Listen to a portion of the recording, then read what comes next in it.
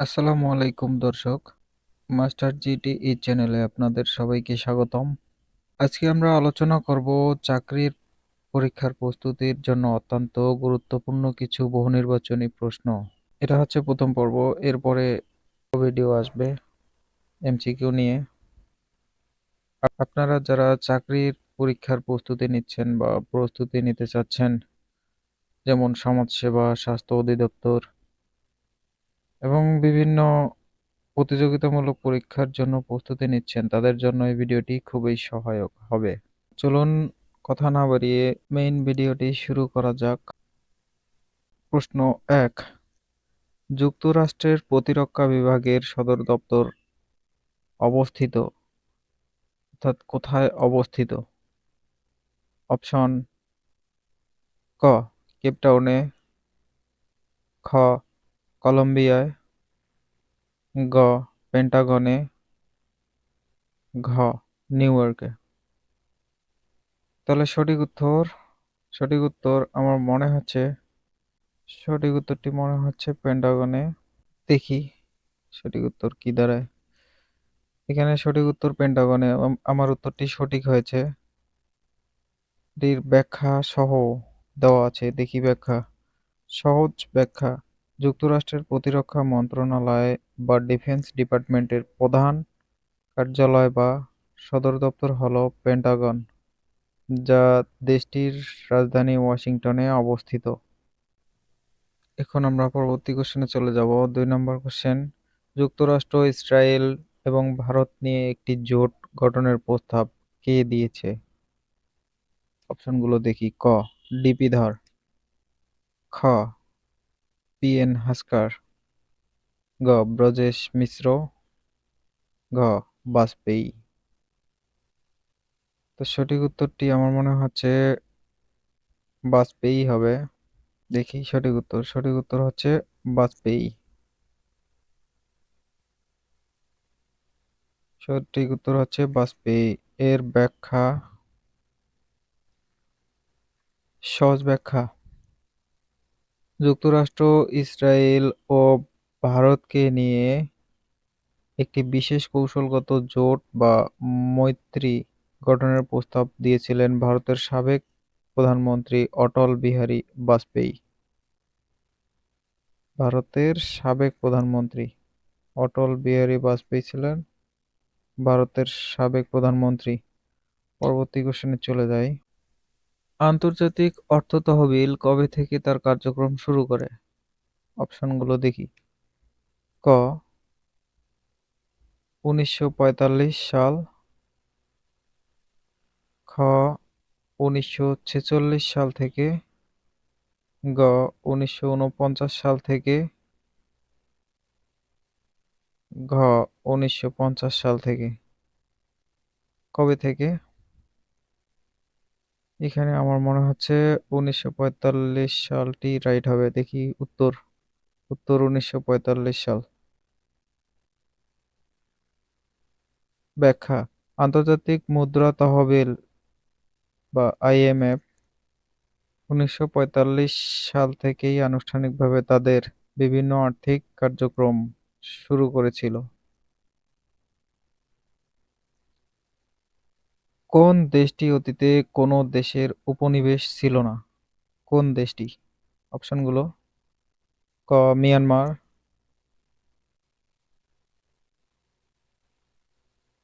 খ থাইল্যান্ড, গ Indonesia, Malaysia. এখানে আমার মনে হচ্ছে থাইল্যান্ড। দেখি উত্তর থাইল্যান্ড সঠিক উত্তর। ব্যাখ্যা: থাইল্যান্ড এমন একটি দেশ যা ইতিহাসে কখনো অন্য কোনো বড় দেশের অধীনে বা উপনিবেশ ছিল না। থাইল্যান্ড নামের আক্ষরিক অর্থ হলো মুক্ত ভূমি। থাইল্যান্ড নামের আক্ষরিক অর্থ হলো মুক্ত ভূমি। পরবর্তী কোশ্চেনে চলে যাই।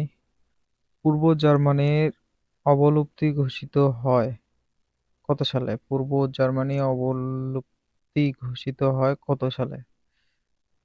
ক ১৯৯০ সালে, 1989 সালে।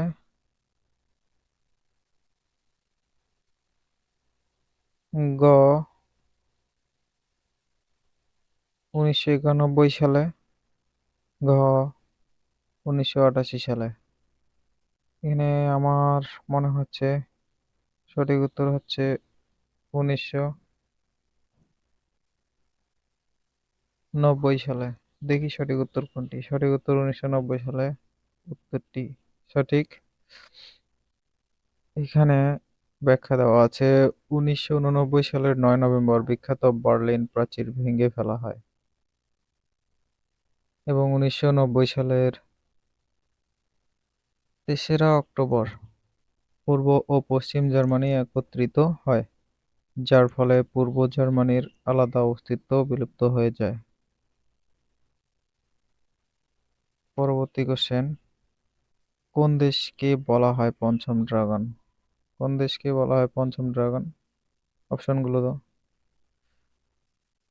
দক্ষিণ কোরিয়া, সিঙ্গাপুর, চীন, উপরের কোনটিই নয়। কোন দেশকে পঞ্চম ড্রাগন বলা হয়?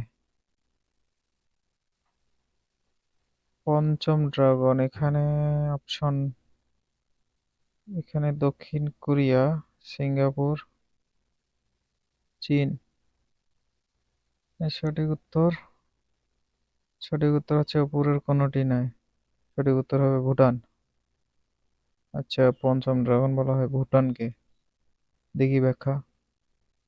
এশিয়ার অর্থনীতির ক্ষেত্রে দক্ষিণ কোরিয়া, সিঙ্গাপুর সহ কয়েকটি দেশকে ড্রাগন বলা হয়, তবে এখানে পঞ্চম ড্রাগন হিসেবে পরিচিত হলো ভুটান। এখানে পঞ্চম ড্রাগন হিসেবে পরিচিত হলো ভুটান, যা অপশনে দেওয়া নেই।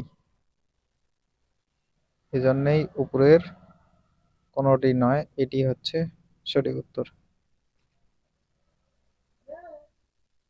যাক, 7 নম্বরে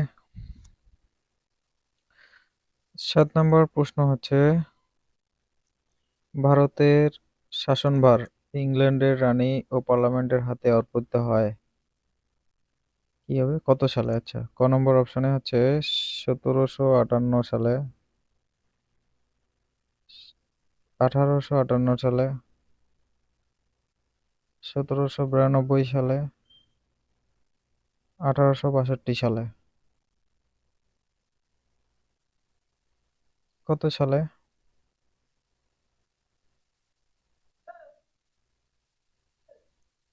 সঠিক উত্তর 1858 সালে হবে আমার মনে হচ্ছে। দেখি, 1858 সালে উত্তরটি সঠিক কেন সেটি দেখি। সিপাহী বিদ্রোহের পর ব্রিটিশ ইস্ট ইন্ডিয়া কোম্পানির হাত থেকে ক্ষমতা কেড়ে নিয়ে সরাসরি ইংল্যান্ডের রানী এবং ব্রিটিশ পার্লামেন্টের সরাসরি নিয়ন্ত্রণে চলে যায় ভারত।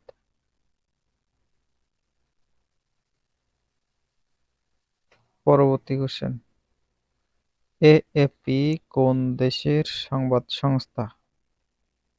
ফ্রান্স, জার্মানি, ইংল্যান্ড, যুক্তরাষ্ট্র। কোন দেশ? এখানে আমার মনে হচ্ছে এএফপি, অর্থাৎ ফ্রান্স। আমার মনে হচ্ছে এটি সঠিক উত্তর হবে। দেখি, সঠিক উত্তর ফ্রান্স। উত্তরটি সঠিক হয়েছে। ব্যাখ্যা, এজেন্সি ফ্রান্স প্রেস, এ AFP, agency France press. Agency France press হলো ফ্রান্সের একটি বিখ্যাত ও বিশ্বস্ত সংবাদ সংস্থা। এটি 1835 সালে ফ্রান্সের প্যারিসে প্রতিষ্ঠিত হয় এবং এটি পৃথিবীর সবচেয়ে পুরনো সংবাদ সংস্থাগুলোর একটি। পরবর্তী কোশ্চেন, হু ডব্লিউএইচও এর সদর দপ্তর কোথায়?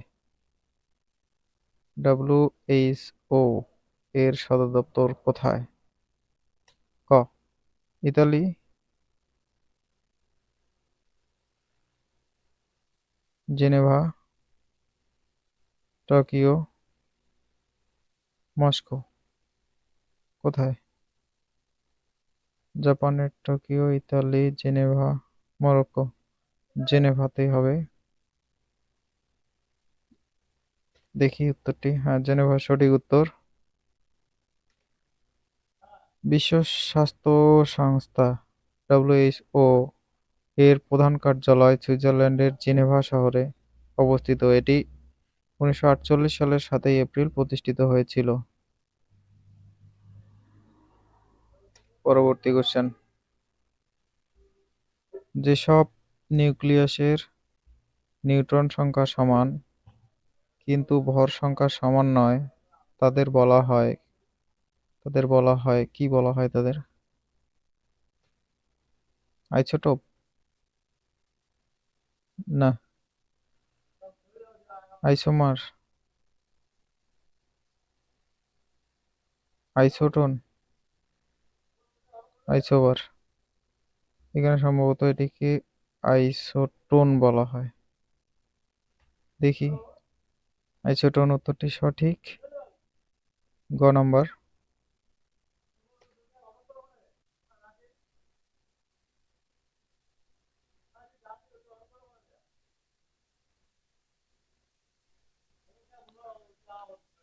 আইসোটোন হলো সেই পরমাণু বা নিউক্লিয়াস যাদের নিউট্রন সংখ্যা সমান কিন্তু প্রোটন ও ভর সংখ্যা আলাদা। আচ্ছা, তারপরের পরবর্তী প্রশ্ন হচ্ছে উড়োজাহাজের গতি নির্ধারক যন্ত্র কোনটি? দেখি। Chronometer, tachometer, hygrometer, odometer. এখানে কোনটা হবে? Chronometer, tachometer, hygrometer, odometer. উত্তর সম্পর্কে আইডিয়া নেই। দেখি, উত্তরটা দেখতে হবে। ট্যাকোমিটার। সঠিক উত্তর হচ্ছে ট্যাকোমিটার, খ। উড়োজাহাজের গতি নিয়ন্ত্রক যন্ত্র ট্যাকোমিটার। গতি নিয়ন্ত্রক তো না, গতি নির্ণায়ক যন্ত্র ট্যাকোমিটার। উড়োজাহাজের গতি নির্ণায়ক যন্ত্র ট্যাকোমিটার। উড়োজাহাজ বা বিমানের গতিবেগ নিখুঁতভাবে মাপা বা নির্ণয় করার জন্য ট্যাকোমিটার নামক যন্ত্র ব্যবহার করা হয়। উড়োজাহাজ বা বিমানের গতিবেগ নিখুঁতভাবে মাপা বা নির্ণয় করার জন্য ট্যাকোমিটার নামক যন্ত্র ব্যবহার করা হয়। পরবর্তী কোশ্চেন। রঙিন টেলিভিশন থেকে কোন ক্ষতিকর রশ্মি বের হয়? রঙিন টেলিভিশন থেকে কোন ক্ষতিকর রশ্মি বের হয়? গামা রশ্মি, বিটা রশ্মি, রঞ্জন রশ্মি, কসমিক রশ্মি। আমার মনে হচ্ছে রঞ্জন রশ্মি। সঠিক উত্তর রঞ্জন রশ্মি। রঙিন টেলিভিশন স্ক্রিন থেকে এক ধরনের ক্ষতিকর এক্স-রে বা রঞ্জন রশ্মি নির্গত হয়। সিসমোগ্রাফ কি? ভূমিকম্প মাপার যন্ত্র। অপশনে দেখি। বায়ু মাপার যন্ত্র, ভূমিকম্প মাপার যন্ত্র, বৃষ্টিপাত মাপার যন্ত্র, পানি প্রবাহ মাপার যন্ত্র। ভূমিকম্প মাপার যন্ত্র। ভূমিকম্প উত্তরটি সঠিক হয়েছে, ভূমিকম্প মাপার যন্ত্র। সিসমোগ্রাফ হলো এমন একটি বৈজ্ঞানিক যন্ত্র যার সাহায্যে মাটি কম্পন বা ভূমিকম্পের তীব্রতা ও মাত্রা রেকর্ড করা যায়। পানিতে ব্যাকটেরিয়া থাকলে কোনটি ঘটে? হার্ডনেস,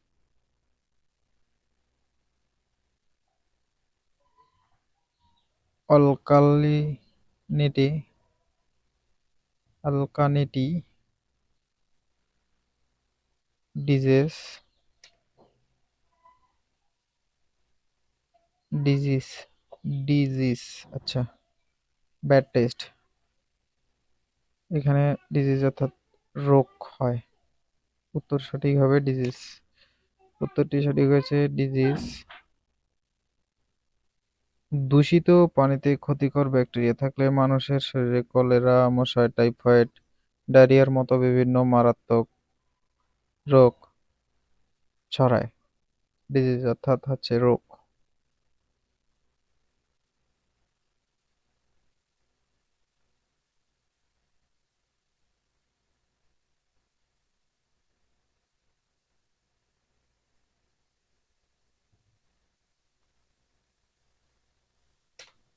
পরবর্তী কোশ্চেন, গোদ জন্য দায়ী কোন জীবাণু? গোদ জন্য দায়ী কোন জীবাণু? ফাইলেরিয়া কৃমি, প্লাজমোডিয়াম, অ্যামিবা, সালমোনেলা। এখানে সম্ভবত ফাইলেরিয়া কৃমি হবে। দেখি, উত্তর সঠিক হয়েছে ফাইলেরিয়া কৃমি। ফাইলেরিয়া কৃমি মানুষের শরীরে প্রবেশ করলে লসিকা নলীতে বাসা বাঁধে এবং গোত্রক হয়, যার ফলে আক্রান্ত ব্যক্তির হাত পা অস্বাভাবিকভাবে ফুলে যায়। ১৬, শুষ্ক বরফ তৈরিতে কি গ্যাস ব্যবহৃত হয়? শুষ্ক বরফ তৈরিতে কি গ্যাস ব্যবহৃত হয়? অ্যামোনিয়া,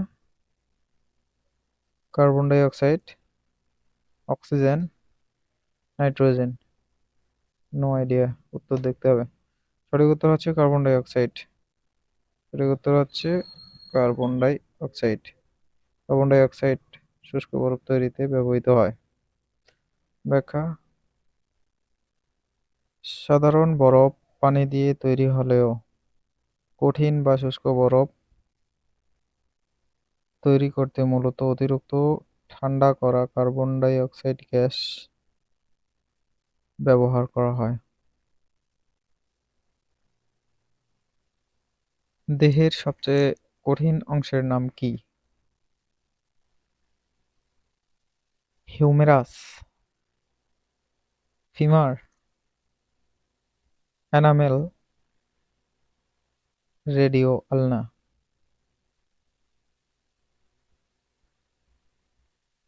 এনামেল সম্ভবত, এনামেল দেহের সবচেয়ে কঠিন অংশের নাম এনামেল। দেখি, উত্তরটি এনামেলই হবে। গ নম্বর সঠিক উত্তর এনামেল। ব্যাখ্যা, আমাদের দাঁতের উপরের সাদা ও সবচেয়ে শক্ত আস্তরণ বা এনামেল হলো মানবদেহের সবথেকে কঠিন অংশ।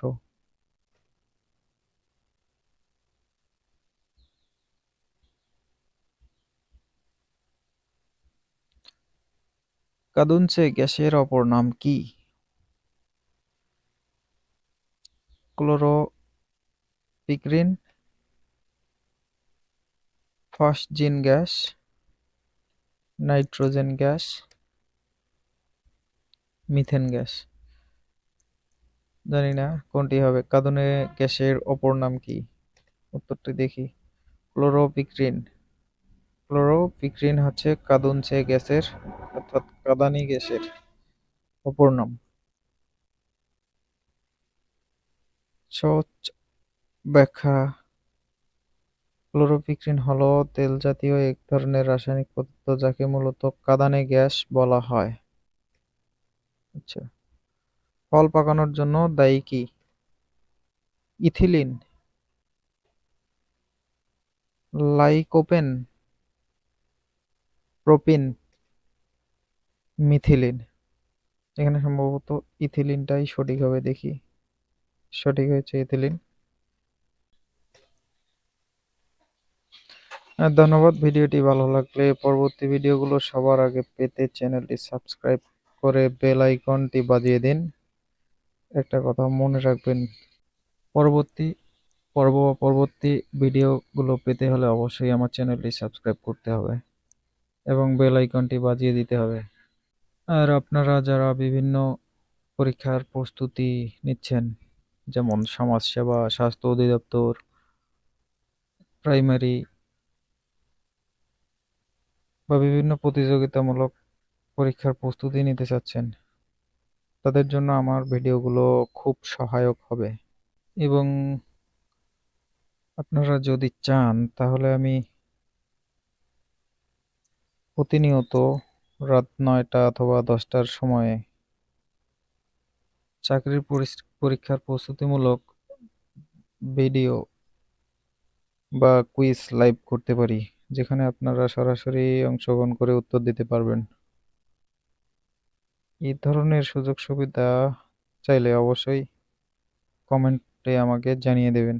সেখানে আমরা একসাথে সবাই মিলে প্রস্তুতি নেব। ধন্যবাদ। আসসালামু আলাইকুম।